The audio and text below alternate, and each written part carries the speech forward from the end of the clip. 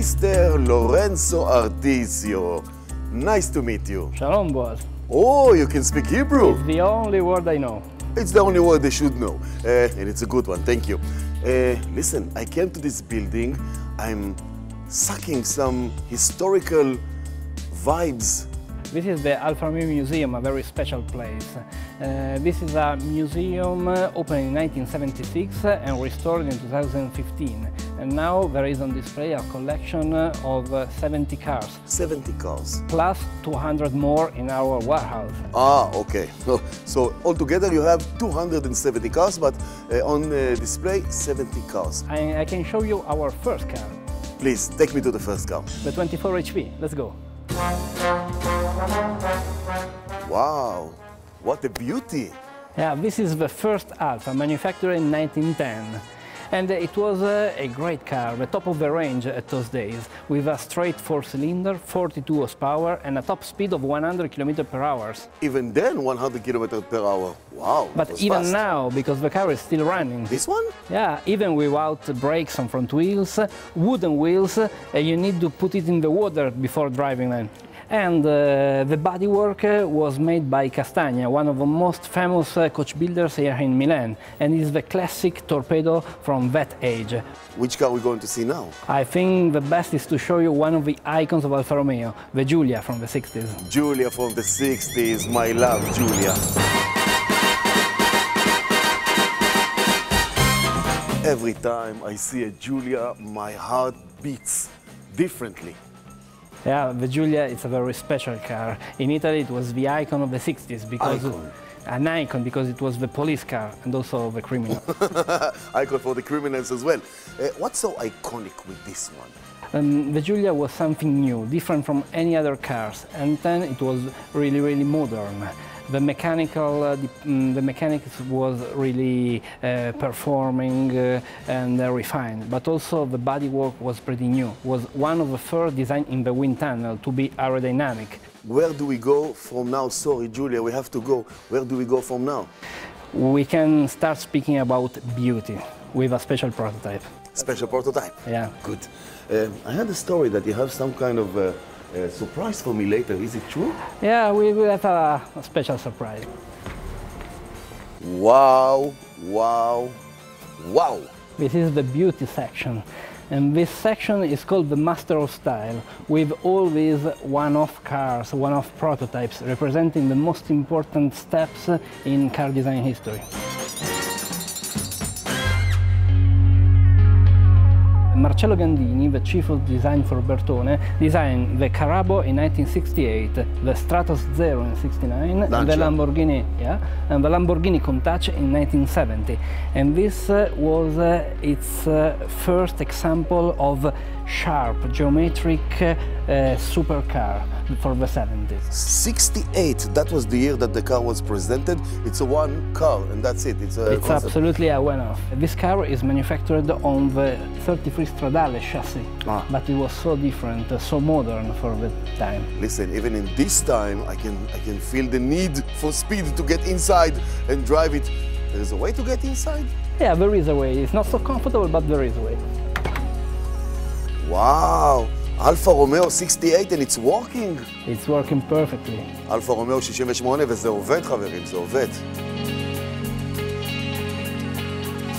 It's a two-seat car. It's a two-seat middle engine V8. Mid-engine, yes. Which engine? It's a V8 of 2 liters to 130 horsepower. And maximum velocity? I heard about 260. Oh, okay. They never reach that speed because this is manufactured to be just beauty. So you said 260, but maybe you have a car that they can do more than 260? Yeah, of course, but we need to change our area, our section. From the emotions of beauty, we need to go to the passion of speed. Passion of speed is the story of my life, please. Let's go. You can leave it open, it's okay.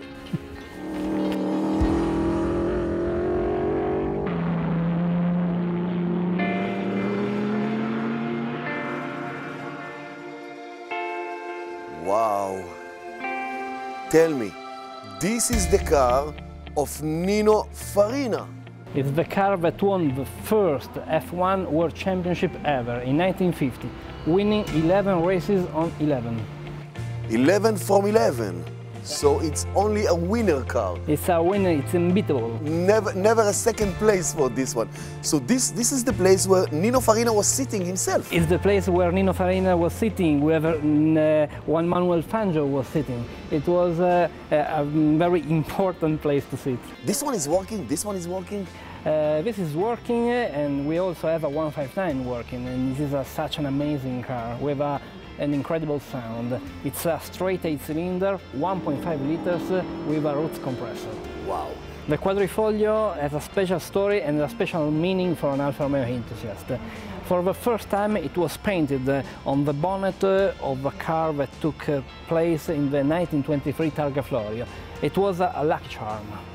But after Ugo Sivocci won that race, that international, incredible and terrific race, that became the symbol of every racing Alfa. Then became the symbol of the Alfa Romeo racing department, and from the 60s was used to identify the top of the range of Alfa Romeo cars. There is a legend that before Sivocci put the quadrifoglio on his car, he was a loser, coming only second place, and after he put the quadrifoglio, then he became a winner, and when he didn't put it on one time on the car, he died, he crashed. No, this is just a legend for It's a legend? Then behind every legend there is something true. There is a small truth. There is a small truth. Piece of truth. But the importance is to have the symbol of the Alfa Romeo sporting heart. But I'm sure that you have some kind of affection to one of them.